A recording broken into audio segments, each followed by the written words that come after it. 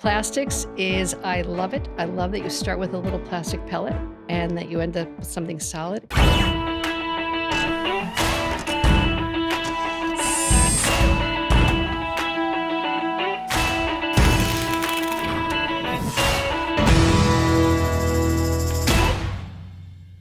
Just a quick reminder for you to like, subscribe, and rate this podcast so we can get your feedback and know how to make it better. Hey, it's Ari. Welcome to another episode of the Made in America podcast. Today, I'm with Lorella Struzzi from ProMold Plastics. Lorella, thank you so much for coming on. Thank you for having me. It's Made in America podcast, Lorella. So we start off with the same two questions.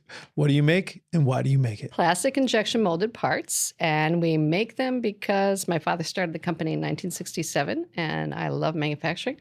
So that's why. So that's why we do it. It's been an interesting journey since 1967. I think we've got a lot of ground to cover that I think is going to be really interesting. You know, you guys have been through kind of what happens when you get customer concentration and things shift that are outside of your control. Quality was good. On-time delivery was good. Yep. Everything was good, but their priorities changed. And then that you kind of get caught up in the storm. So reinvention. And then I think we got a lot to talk about in terms of how to use M&A, mergers and acquisitions, to help kind of grow and sustain the business, especially through a recovery period. So I think those are really interesting topics. So we got a lot of wood to chop there, as they say.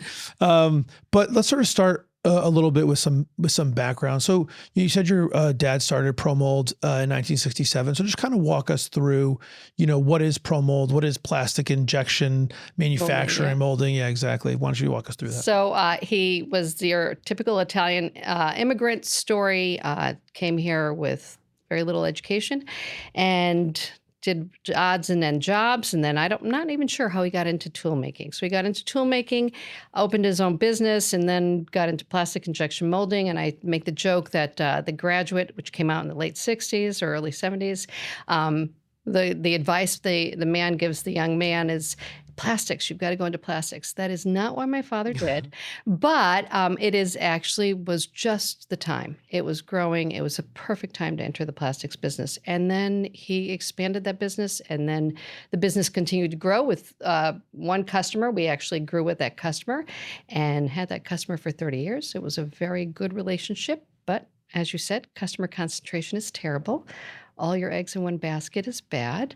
And we went through that. So, well, let's get back up for a second. So I don't know that everyone, especially, you know, here we are in 2023, I don't know how many people kind of realize the revolution that plastic, you know, was and what it meant.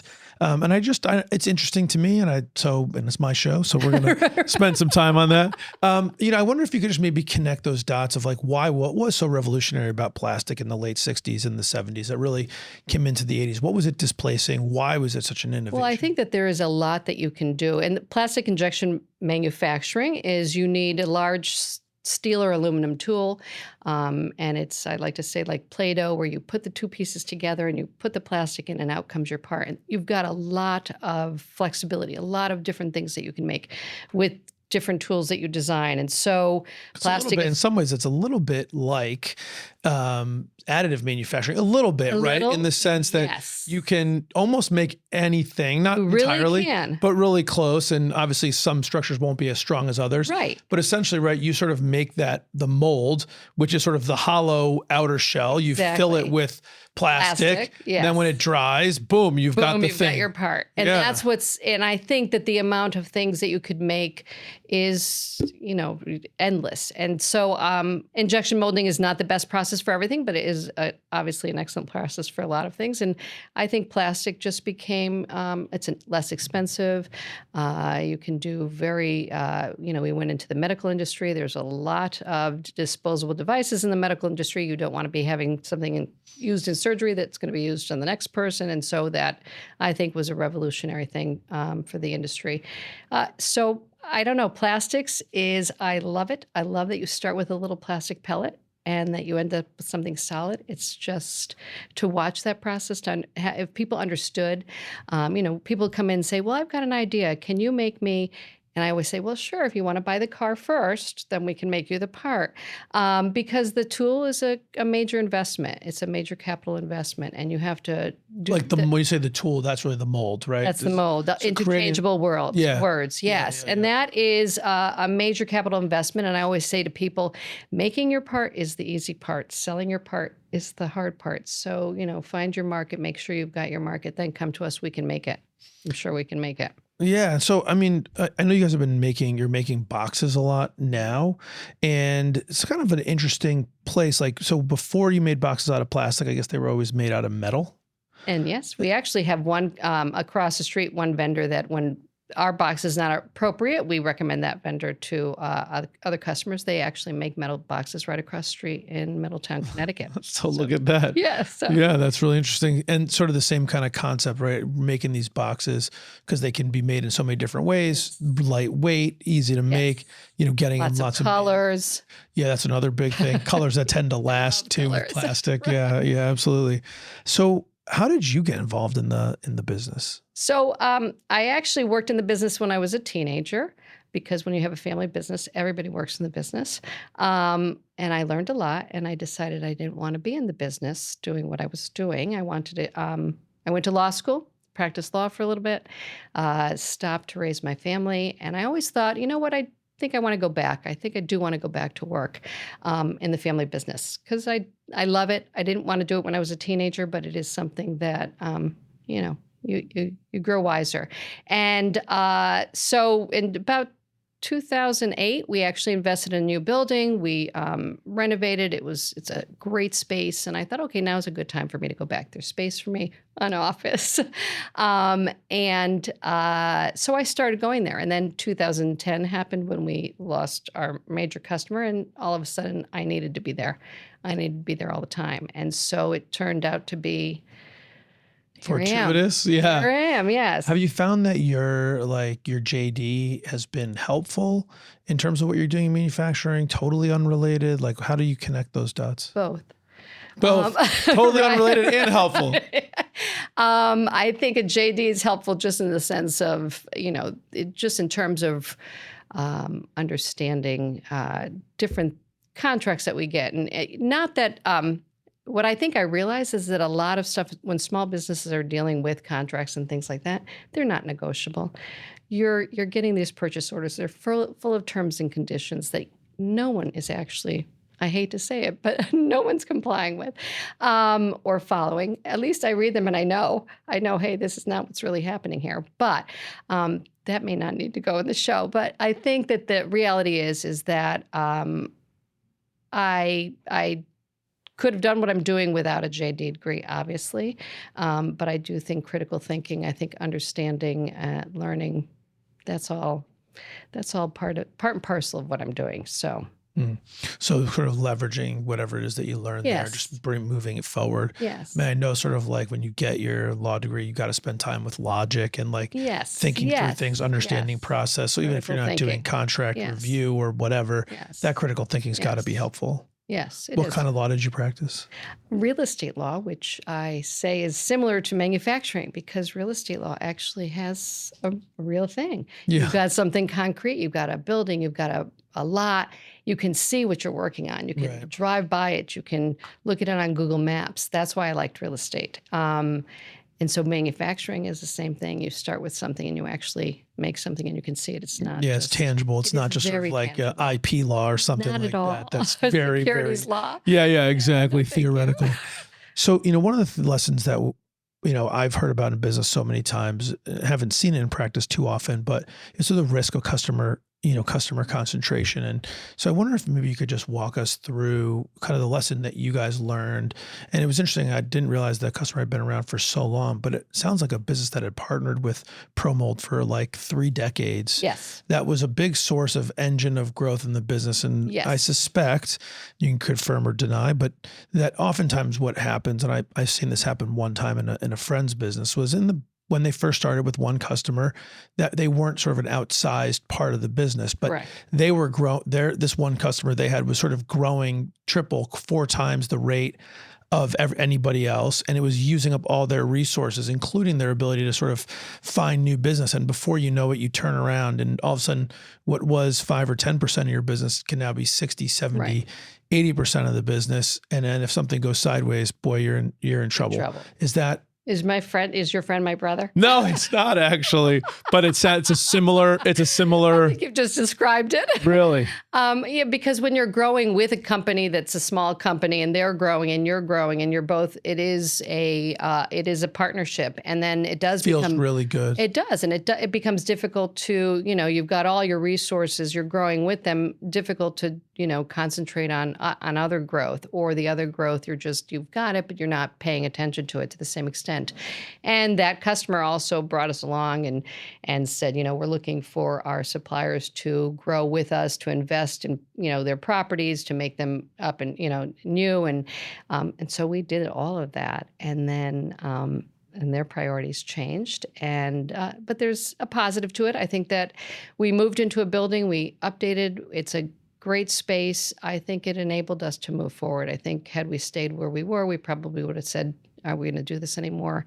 So I look at that as a Silver lining. negative. Well, I just want to really get into it because I think it's just can be so instructive. One of the goals I really want to do here is help other people learn, right? And there's lots of different ways to learn, and this is one of them. Don't put all your eggs in one basket. Yeah. So kind of just walk us through as much as because I know you were really more involved deep in the business towards the end in the last 3 years or so before it kind of hit the fan.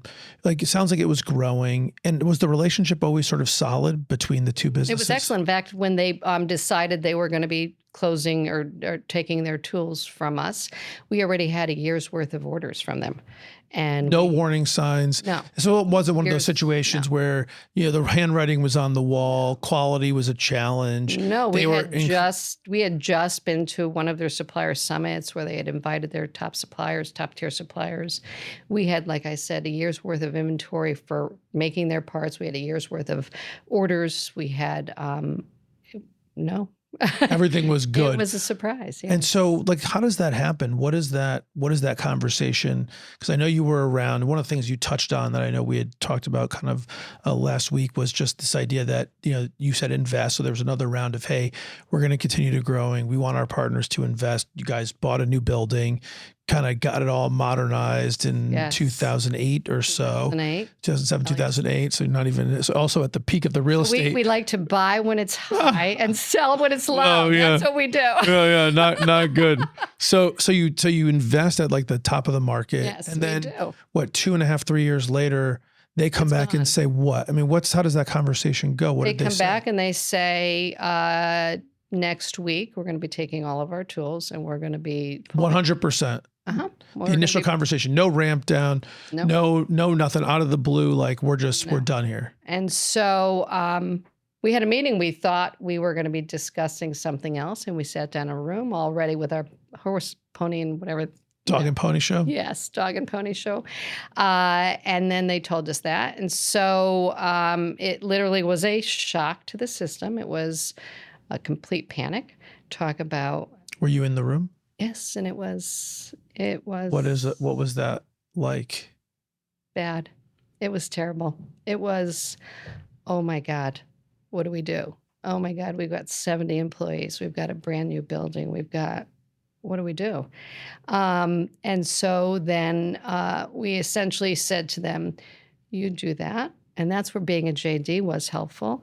I said possession is 90% of the loss. So I have your tools and you don't. So if you want them, you're going to have to work with me to get them.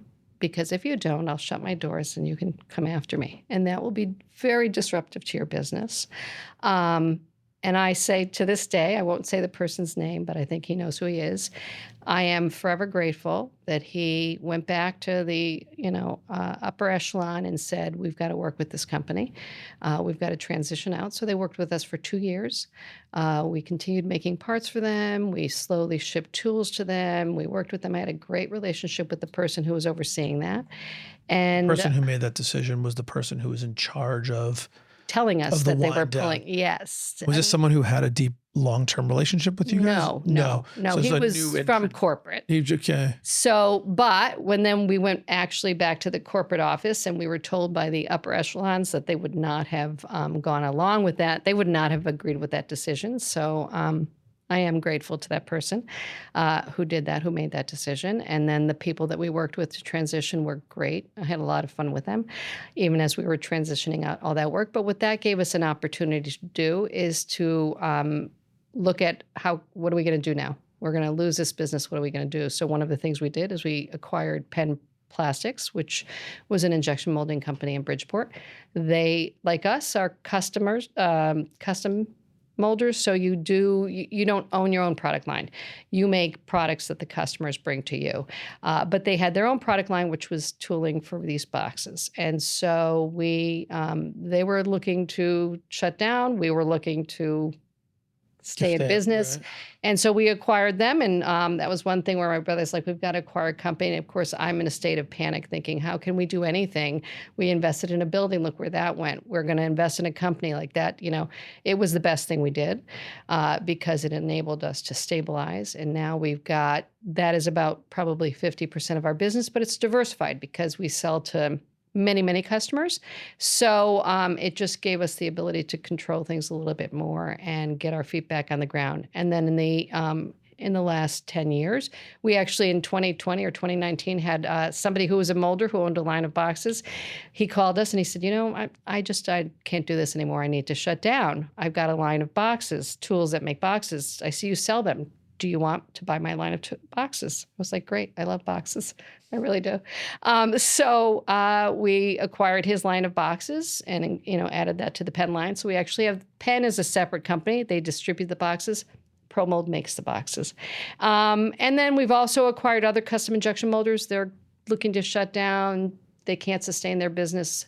So we work with them. And we've had a few custom injection molders that we've kind of taken over their business. So you learned how to sort of come back through M&A. Yes. Yeah. So let's organized. Yeah, I'm gonna spend a lot of time on that. I just want to kind of close out that original conversation, which was just to say, so as you kind of negotiated with them to wind it down, you stuck to your guns and said, look, There was no other choice. If honestly, that it was almost like, okay, if we don't do this now, we're out. So it was very easy to stand by it was very easy to say there's no way. When your back's against the wall. There's nothing else you can do. Yeah. Go ahead, shut my So it doors seems like a tough way to go, but at this point wasn't. you had no options left. I was like, shut my doors or I'll shut them for you. So it felt good. No, I bet it did. Felt good to just say, yeah, no, that's not going to happen. And again, it would not have been a good business. It wouldn't have been good for them. A lot of times people don't realize, or corporate doesn't realize, the extent of what you're doing and how hard it really is to just take a set of tools, send them someplace else, and not interrupt your business. So it would have been foolish for them as well. So in hindsight, for people that are listening who maybe are in the situation that you were in, beforehand, right? That things look great and they've got this one big customer and it's kind of easier because they know the relationship they got to manage and that company's been growing and boy, that partnership's great. We've been doing business with them 15, 20 years. In your own mind, you're like, they can't live without us. We're getting top supplier awards. For people that are in that situation, or they're in the beginning of it where they have a customer that was a 5-10% customer, and now it's a 40-50% customer and growing, what would you tell those people? Like if you were back in the situation, maybe in 2010, 2011, it was already too late, but in 2000 and 2005, like in the years earlier, what would you do differently knowing what you know now? I think you have to, put more resources into looking to expand your business and not turn away even small business that you might think, hey, this is not worth my time and effort because I've got all this business here. That small business might turn into more business. And so really open your doors to anything that comes along and try to prioritize that as much as you do the current business that you have, because it's too easy to get caught up in doing what you're doing when it's working well and not paying attention because you think you don't have to, but you really, really do. It's just not, it's not wise. Yeah. And even though I knew it and I know it, it's still really easy to just grow with that. It's just easy to go along for the ride. So that It's nice when it's working. yeah, for sure, right? Business is hard, and when you've got sort of like a bit of an easy easy path. So it sounds like from like if I peel back the onion there, sort of the what I'm sort of hearing as the root is sort of take the fruits of that Yes. and make sure you're it. using at least a portion of that harvest to Yes. plant a new field, or Absolutely. constantly be looking at green fields Right. to grow alongside, not to shrink that customer, but to Right. build up other customers Exactly. so that the whole business makes this a lower percentage. Right. Absolutely. You said it much better than I could. Yeah, so thank you. it's my job over here to listen and synthesize. So we're doing it like together, the Lorella. synthesizing. We're doing it together. It's working. Yeah. And so let's kind of pivot to the future now. I think, more fun part of the conversation.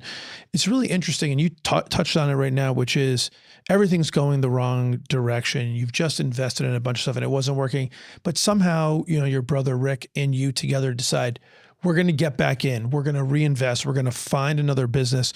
We're not going to let it come to us. We're going to go get it. We're going to take another risk to make it work. Like, where did you find the courage? I'm probably not the one who found the courage. I think it was, I think I had to listen to my brother at that point and go along with it because he'd been in the business and he understood it and he knew what we were capable of doing more than I did. And so I went along with it, probably, Holding on for dear life. but I think that once you do that and you realize, really that is our only option to grow is and right now, even the best way to grow we're finding is acquisition. It's not getting new customers is obviously one method and a good method, but also trying to grow through acquisition is a much, because then you can acquire customers and diversify even more. And so it's been that's our focus right now. It's been growth through acquisition. Yes. So since when did you do the pen acquisition? Like 2011? 2012. 2012. And then 2019, we acquired the other box business. And then in the interim of those 12 years, I think there's been about 3 molders that have transitioned their work to us. So one thing about the closing of the other business is that I learned a lot. I learned a lot about tools. I learned a lot about parts. I learned a lot about raw material. Like it, but you don't know it till you're deep into it. How did you, what was it about the wind down that gave you this different perspective? Well, because in retrospect, I know you need a tool to make a part and you need plastic and you need a machine. I know you need those 4 things. Probably a design and some people in there too, but yes. I don't know. Yeah. But building. But to actually have to transition over 300 tools and, hundreds and hundreds of parts, you've got to be very organized. You've got to figure out what is it that I'm transitioning, what's the raw material that I'm giving you, how does it all work? Well, how does this tool, what part does it make? And all of that actually made it easier when we were acquiring other businesses, because that level of organization that we had to put in place to transition out is the same level of organization that we use to transition in. And if you try to acquire a business without that level of organization, it becomes a nightmare, because no matter what, any transition, you bring business in, there's always going to be blips. There's always going to be things that happen in the supply chain. And then customers are going to get upset if you can't continue supplying, and they can't notice the transition. So the more that you do to make that transition smooth, the better it is. I think we're good at that. So I was going to say that's so interesting. Talk about making lemonade out of lemons, right? So if I'm reading you correctly, you in the transition from that business out, you had to basically learn how to take what you were doing and transition it to the new supplier, who I think was overseas, if I remember the story correctly. So probably a couple little hurdles there too, just beyond doing it. And in doing that process over those 2 years that you did that, you essentially learned how to do the reverse, which was if I buy a business, right, I now know what do I need to get from them, what I got to set it up so that we can successfully transition in as we transition out. So it's funny that you used that really bad experience to essentially create the framework for the rebirth, only that started a year later. Again, very well synthesized. Well, thank you for complimenting me on what I've been practicing for 4+ years. It's good to know it's working somehow. So how have you gone so you went and got the first business, you did the acquisition. Was it pretty smooth? Because I will say this, both I've done it myself and I know many businesses that have tried to go through, acquisition, and it's a lot harder than you think it's going to be the first time through. And I've been fortunate to be through a number of them. So you sort of hopefully get better at it over time. But it seems like you guys really got it going pretty good from the first time out the gate. Well, from Penn Plastics, actually, one of the people, the son, came over and he is still working with us. Oh, wow. And that made the transition very easy because he obviously was integrally involved in the business, knew it well, and he still does the majority of Penn products. So that made that transition very good. And I think in terms of, but even with that, there are things that happen along the way. And so you do learn. You learn what are the problems, what are the challenges going to be when I transition to another company. They're kind of similar to, just supply chain. Is it going to work in our machine? Are we going to be able to get it to is the customer going to send the check to us I was going instead to of say the prior? customer billing. Oh That's my goodness, that's like amazing. It is. Yeah. Yeah. Did you notice it came from someplace different? So you have Right. to, and then the checks, and I mean, that little stuff, but Well, getting the checks in the right bank account, not just the little stuff, Lorella. I'm just going to throw that out there, but I know what you're saying. annoying. Yeah. So all that stuff, but then the more you do it, you're like, okay, now we know we're anticipating this. This is what we're going to do. This is, Sort of created a playbook now. Yes. And if you have a good relationship, obviously, with the company that you're transitioning with, they also deal with the customers so that the customers are not surprised. And so I think it's fun. I like So it. do you guys have, as you look to grow through more acquisitions, I know you're active in the space, like, do you have criteria? Like, what, do you guys have a list to say that, hey, this is what a good fit for ProMold is? So the first is the machines that we have and the capacity that we have. So there are molding presses that are much bigger, shops that make much bigger parts than us. Like we have a 500-ton machine, which is a pretty big machine. It can make that box, but then if you get into larger 950-ton press, I mean, we wouldn't be able to acquire those businesses unless we also acquired more machines, which is more capital investment, which means more space, which we don't have. And so that is the first driving thing. Is it a good fit in terms of So what your our strategy capacity currently is, let's figure out what we have from a machine capacity perspective in the building, and let's find acquire a business that's going to help us, like, just keep those use machines those running. 'Cause machines. You're running 2 shifts now, right? Right. Yeah. And that fit in. And there's a lot of molders in this area. So that's the most that can run on the machines you guys have. exactly. You There's have a small, wide breadth. Yes, and I think that there's the larger ones are not. They can't do what we do. So it's kind of, you either go in one direction or another. So that's the first thing. The second thing is I also don't want to acquire a business that is concentrated one customer. So I want to see that they're diverse. I want to see that they've got a good history and a diverse customer base. What do you think of as, like, diverse, right? I mean, there's diversity. Some people have no customers greater than 1%, and other people have diversity, no customer greater than 15 or 20%. Do you guys have a metric around that, or sort of know it when you see it?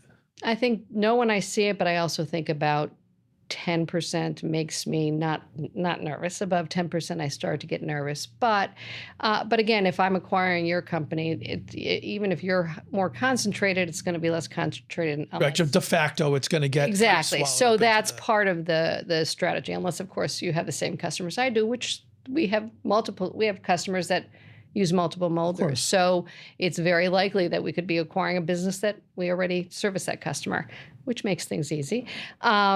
But then it concentrates the customers. Yeah, exactly. Right, So anyway, I think those are the critical things at looking at a company. Does it matter where they're located? Like, if there was a molder who's like in Illinois, or I don't know where else they do molding, but whatever, does it have to be sort of, or is it important to you that it's somewhere like within a 2-hour drive? So interesting, because we've been looking at molders everywhere. I don't want to open another plant. I do want to transition the business to us, to our facility, because we have the capacity there. But you can transition. I don't care where you are in the country, as long as I can visit your plant and work out, during the transition. but most customers, I can ship anywhere. I do ship anywhere. So it doesn't matter once, the business is transitioned to my facility, it's still made in the USA. That's what I'm not acquiring businesses that are offshore, obviously. So I think that that's what's critical. And what do you see as like, I know that the previous business moved overseas, and certainly in the, 90s and 2000s, that was a big hurdle. So I just wanted to ask you a little bit about that. What do you see as still being critical or beneficial to be made in the USA when it comes to, injection molding? So, other than I believe very strongly manufacturing should be in the USA, and I think that it's a very critical part of our economy. Other than that, I do think So other than everything, but yeah, go ahead. Yeah. I do think that plastic injection molding, a lot of what's done offshore, is just a different kind of, a lot of the tooling is owned by the companies offshore, not by the customers. And so when they transition here, it's harder because now they've got to build tooling here, and that's a capital investment that a lot of companies are not. We'll get Tooling's like the real the cost. tooling is like buying the car. And Yeah. people say to me, well, what kind of a car? I'm like, well, do you want a Hyundai or do you want a Tesla? It Right. depends on what you're making, like what your part, affects. Your cavitation, lots of stuff affects the price of that tool. We can make you a very expensive tool and cheap parts, or we can make you very expensive parts and cheap Cheap tools. tool, So you've got to pick. So, but either way, you need the tool. Right. And I think what happens a lot offshore is that the companies own that tooling. And so when you transition here, you're coming to us and saying, hey, we've got this part we want you to make. I'm not interested in investing in the tooling. I'm not going to make tooling to build your part. So that's an issue. That's a barrier for recapture. Yeah, Yeah. that's a little bit of an issue. So what plastic items, or what's the characteristics of stuff that you do currently still see being made in the U.S.? I think it's, in my opinion, I mean, there's still a lot of medical being done in the U.S., but I think a lot of what we notice is that it's smaller volumes. And that's perfect done here because you need small run orders. Thousands as opposed to millions. Exactly. Tens of thousands as opposed to millions, especially people who want to be lean in time, which don't get me started on lean in time. I mean, just in time and being lean. But so that type of work is because there's not a lot of offshore companies that are going to say, yes, I want your 10,000 piece order. So that's probably what I notice is the majority of business here. So just to go back to the M&A thing for a second. So if you find someone that's interested, you find that their approach, because I know you've had some stories where you've approached and some stories where people approach you. So it seems like it's happening in both directions. People know you guys are looking and they call. So then what happens? So if anybody listening is go ahead, Faye. Listen, feel free. Pitch away, Lorella. Pitch away. If you're looking. So what happens? Just walk me through the process. So if I am interested, or when you do kind of start engaging with somebody, what's like the first step? So I think the first step is to have a conversation. What is your capacity? What is it that you do? What kind of customer base do you have? What do you find are the issues that you're facing and that are, why are you leaving? In terms of, it's great if you can have a good relationship with the person that you're working with. That's nice. Doesn't always happen, but it's nice. And I think important. And I think, what's your customer base? What is it that, are you certified? Do you have different kinds of ISO, things like that? Is that critical to your customer? To find out all that information, and then to find out, do they want to remain in the business? Do they want to transition out themselves? Is it something that some companies that we look at say, well, I want my plant to stay here. I've got employees that I want to keep employing. And then I know it's not the right fit because I'm not going to continue to employ your employees in a different state. That's not what I'm interested in right now. So ideally, if they've got the right customer mix, the right product mix, are willing to transition the business to your facility. If they wanted to move with the business and still work with it, you'd be open to that. Yes, absolutely. And also customers that have suppliers that have their own product line. I think it's great to add product line because then you can diversify even more. That's one other way to diversify is to say, okay, now we make this and we offer this for sale. I mean, these are obviously commodities, but it's still or there are markets for, there's a lot of plastic stuff out there. Yeah, no doubt about that. So for people that are thinking about getting into the M&A game, any kind of like lessons or stuff you'd say to them, hey, if you're going to get into it, this is the stuff you should think about on your way in to take that step. I think, when you're looking at somebody's books and when you're looking at their business, I think that having now been in the business and understanding how it works and understanding what goes into the books and understanding, uh, I I think it would be hard to go into plastic injection molding as somebody who's never been in plastic injection molding. There's a lot of stuff that, and there are people who seem to do that, and all the power to them. I think that you're better off being in something, getting some experience. I heard one of your podcasts with somebody who actually was working in the rubber world Yep. and then is actually in the same town as me. Yes, they are. Right down the street. Even. Yes. Very close. Yes. And I thought that sounds like that was a perfect, you've got experience that field, you understand that field, you can transition. Stick to what you know. Stick to what you know and grow it, because I think it makes a big difference. You can go in, more clear-eyed and know what it is you're acquiring and know what's going to be a problem, what's not. Yeah. How difficult have you found sort of the due diligence process to making sure that you're buying what it is that you think you're buying and truly understanding, like, what is their position with the customer? Have you found that that's been successful, or do you end up getting it and then find a lot of surprises under the hood? With custom injection molding, when you're acquiring something, you're having a customer who was there for 30 years. My level of, nothing's safe anymore. Right. So I know when I'm getting into something right now for this. And hopefully this will grow into something else and it'll allow me to diversify, but I'm not gonna give it the same credence that I did in the past 15 years ago. Right. I'm going to look at it much more clear-eyed and say, okay, great. I'm glad you've got that great relationship. Let's see how we can grow it. How will it fit in here? What happens if they transition out? Are there other, avenues that you have? So managing expectations a little bit better. Yes, that's a good way to put it. It seems like, now having done a number of acquisitions and still on it, it seems like it's really working for you guys, and it's a really strong path forward to it's got ProMold back on its feet, and it seems like it's a good path into the future. You agree with that? Yes, I think so. I think my son joined the business and 2 or 3 years ago, actually during COVID. And before, I'd always said to him, absolutely not, under no circumstances are you allowed to come work for us.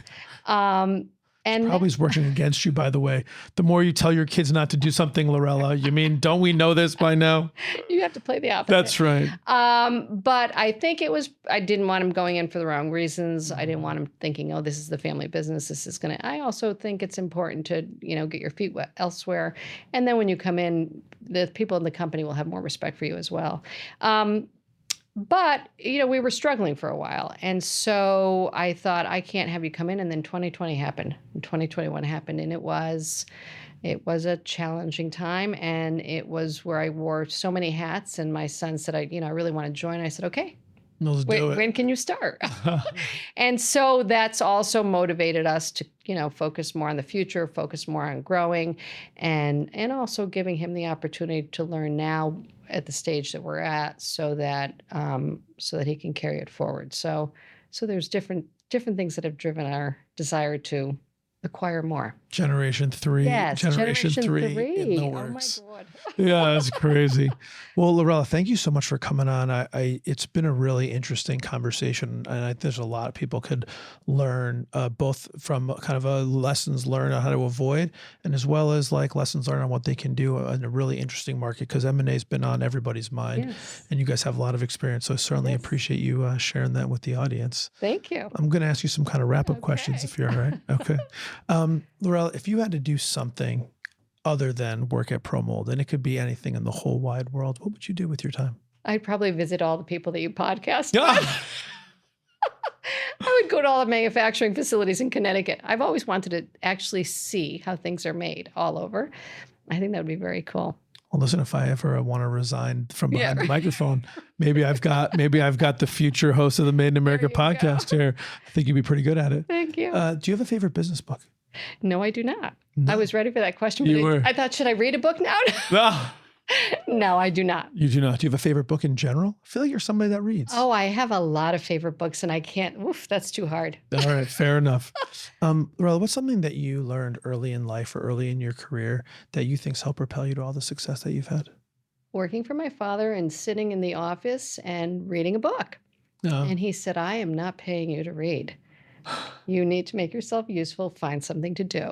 And I said, oh, there's not really anything to do. And he said, there's always something to do. And that is to this day, there is always something you can do to make yourself useful and to figure it out.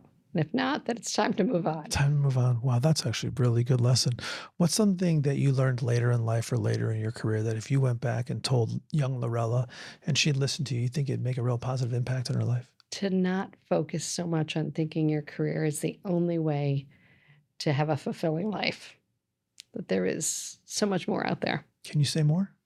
Just that you have to really, that balance is important. You have to find happiness outside of work and in work. Hopefully you find a place to work that you love, that you enjoy the people you work with, that you like going, that energizes you, and that leaves you enough energy to do other things as well.